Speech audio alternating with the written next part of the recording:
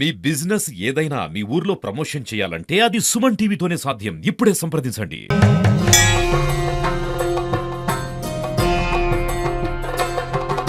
మనకి ఇంకొక సందేహము గకారంలో గణపతి.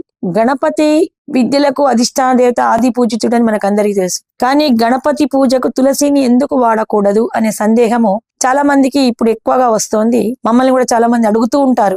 ఇన్ని రకాల పూలతోని 21 పత్రాలతోని పూజ చేస్తాం కదా, ఒక్క వినాయక చవితి మాత్రమే తులసిని పెట్టి పూజిస్తాము, మిగతా వేళల్లో ఎందుకు చేయకూడదు అంటే, గణపతి తులసి సంవాదంలో గణపతి తులసికి శాపమిస్తాడు.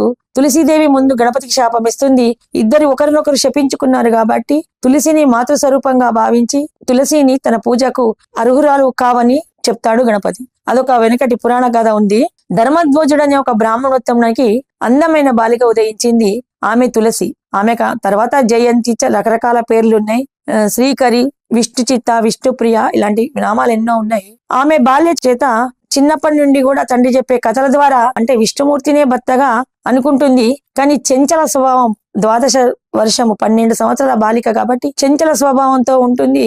ఏది పడితే దానికి ఆకర్షితురాలవుతుంటుంది. ఆమెకు గత శాపం రాక్షసునితో, గణపతి పెట్టిన శాపం రాక్షసుతో వివాహం అవుతుందని తను ప్రతిశాపం ఇస్తుంది. గణపతి ఏంటంటే, ఈమె ఒక రోజు గంగా నది స్నానానికి వస్తుంటుంది. తులసి చెప్పాం కదా ముందే, ధర్మధ్వజుడనే బ్రాహ్మణి కూతురు గవ్వలేరుకుంటూ ఇసుకలు ఏరుకుంటూ బాల్య చేతలతో వచ్చి గణపతి ఒక మంత్ర సిద్ధి కోసము శ్రీమన్నారాయణ గురించి తపం ఆచరిస్తున్నాడు. నదిలో సగం నీళ్లలో కూర్చొని, నదిలో రాయి మీద కూర్చొని గంగా నదిలో తపం ఆచరిస్తుంటే మంత్రసిద్ధి కోసం నారాయణుని స్మరిస్తుంటే ఈ అమ్మాయి బాల్య చేత ఏం చేస్తుందంటే నీళ్లన్నీ టపాటపా కొట్టి గణపతి యొక్క ఏకాగ్రతను జపం చేసుకునే స్థితిని భంగపరుస్తుంది. అయినా కూడా గణపతి చాలా సౌమ్యుడు, నిదానమైన వాడు. ఏంటి అమ్మాయి, ఎందుకు అట్లాంటి నీళ్లన్నీ అట్లా చల్లుతున్నావు, అసలు ఎవరు నువ్వు అంటే, నేను వాసుదేవుని వివాహం చేసుకోవాలనుకుంటున్నావు, నువ్వేదో మంత్రోపదేశం చేస్తున్నావు, వాసుదేవుడు చేసుకోకుండా ఒకవేళ ప్రత్యక్షం కాకుండా నువ్వు నన్ను వివాహం చేసుకుంటావా అని డైరెక్ట్ గా అడిగేస్తుంది.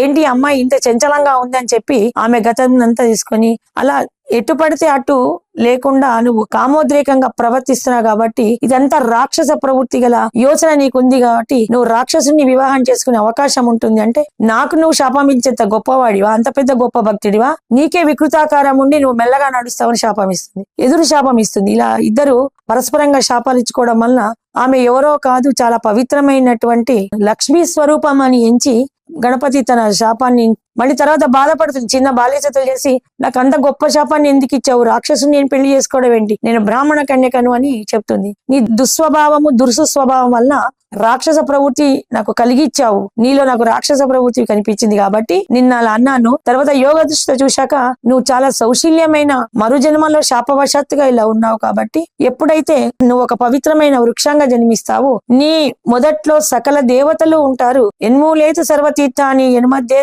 సర్వదేవత యదాగ్రే సర్వవేదానాం తులసీనామం ప్రణామామ్యం అని మనం చెప్పుకుంటాం తులసి పూజలో. అయితే మళ్ళా గణపతి వరం ఇస్తాడు. నేను అనుకోకుండా నీ గత చరిత్ర చూడకుండా శపించాను కాబట్టి నీకు మళ్ళీ గుర్తు చేస్తున్నాను, నువ్వు ఒక పవిత్రమైన వృక్షంగా ఉద్భవిస్తావు. నీ మొదట్లో సకల నదులు పారినంత ఫలము నీ మట్టిని శిరస్సును ధరిసేస్తే సకల నదుల్లో సర్వతీర్థాన్ని అనేకమైన గంగా, గోదావరి లాంటి పుణ్య నదులన్నీ నీ వేర్ల మీద మట్టి మీద ఉంటాయి. నీ మధ్య భాగంలో సకల దేవతలు తిష్ట వేసుకుని కూర్చుంటారు. నీ ఆకులలో, రెమ్మలలో, ఈనలలో నీకు సకల వేదాలు ఉంటాయి. వాటిని స్మరించిన మాత్రాన జ్ఞానవృత్తి జరుగుతుందని మళ్ళీ గణపతి వరం ఇస్తాడు. కానీ మాతృ స్వభావంగా నేను చూస్తున్నా కాబట్టి నేను ఎప్పుడు ధరించనంటే, అనేక పుష్పాలను ధరిస్తావు, ఆది పూజించవు, నన్ను మాత్రం ఎందుకు ధరించవు అన్నప్పుడు నన్ను కూడా స్వీకరించండి స్వామి అంటే, ఒక్క వినాయక చవితి రోజు మాత్రమే తులసి పత్రాన్ని స్వీకరిస్తాను. అప్పుడు తనలో అనేక మంది దేవతలు ఆవాహమై ఉంటారు కాబట్టి వినాయక చవితి రోజు ఈ బ్రహ్మ, విష్ణు, మహేశ్వరులు త్రిమూర్తులు కూడా అంశా సంభూతులై గణపతిలో ఆవాహమై నిలుస్తారు కాబట్టి మూల విరాట్టులో అప్పుడు తనను స్వీకరించడానికి, తనను ధరించడానికి అనుమతిస్తాడు. అలాగా మనకు వినాయకుని పూజలో తులసి నిషేధించబడింది. జై శ్రీరామ్.